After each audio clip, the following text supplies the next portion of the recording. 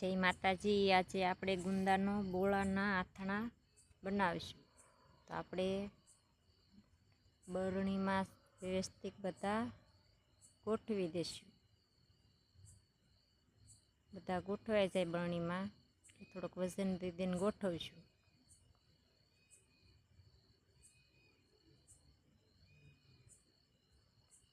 હવે આપણે એમાં હળદર લેશું, જેટલી જરૂર પડે એટલી લેશું। હવે એમાં આપણે મીઠું લેશું, જરૂર પડે એટલું। હવે આપણે લીંબુનો રસ રેડશું।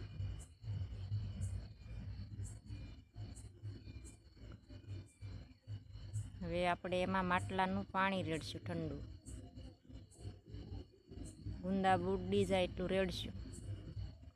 હવે એમાં પથ્થરથી વજન મૂકી દઈશું। હવે આ આથણા તમને કેવા લાગ્યા છે કમેન્ટ કરીને કહેજો। જય માતાજી।